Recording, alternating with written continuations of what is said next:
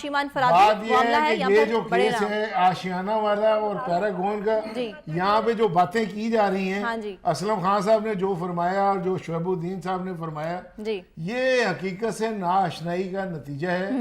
دیکھیں، آشیانہ اقبال ہو یا پیراگون ہو، جی یہ دونوں جو ہیں اس کا مقصد شہباز شریف کو اور خواجہ سعد رفیق کو پکڑنا تھا۔ ٹھیک ہے اب تک یہ نہ کچھ ان کو ملا ہے، نہ اس میں کچھ نکلے گا۔ اگر شہباز شریف اور خواجہ سعد رفیق کو یہ اپنی تمام بدنیتیوں کے باوجود ان کے اوپر اگر یہ جرم ثابت کرنے میں کامیاب ہو جائیں تو آپ مجھ سے ضرور پوچھئے گا کہ آپ اس دن بڑے وثوق سے یہ بات کہہ رہے تھے۔ صحیح دیکھیں، جو جس بات کی جا رہی ہے اس کی شاہد شفیق کی، جی اس کا قصور یہ ہے کہ وہ پیراگون کے سی ای او کا رشتہ دار ہے، اور پیراگون کا سی ای او جو ہے ندیم ضیاء، جی اس کا قصور یہ ہے کہ وہ خواجہ سعد رفیق کا دوست ہے۔ ٹھیک ہے سعد رفیق کا پیراگون سے کوئی تعلق نہیں ہے، ٹھیک ہے کسی کہیں کوئی اس کا، اور تعلق نہ وہ ہوتا، ڈائریکٹر ہے، میری بات نہ سنیں، کوئی اور۔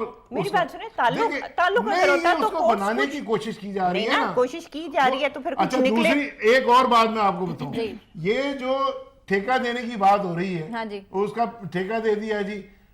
چیمہ کا قصور صرف یہی ہے کہ وہ شہباز شریف کا منظور نظر افسر تھا، ٹھیک وہ اس کی شہباز شریف جو ڈیوٹی لگاتے تھے وہ اس ڈیوٹی کو نبھاتے تھے، یہ ان کا جرم بن گیا ہے، یہ جرم بن گیا ہے، اس کی سزا انہیں دی جا اور رہی ہے۔ دیکھیے یہ جو کاسا کنسورشیم کے نام سے 3 کمپنیاں، یعنی اس میں یہ بسم اللہ انجینئرنگ بھی ہے شاہد رفیق والی، ایک چینی کمپنی بھی ہے اور اسپارکو بھی صحیح ہے، ہے۔ ان 3 کو وہ ٹھیکہ ملا، اور پچھلے سال شہباز شریف صاحب نے ان کا ٹھیکہ منسوخ کر دیا۔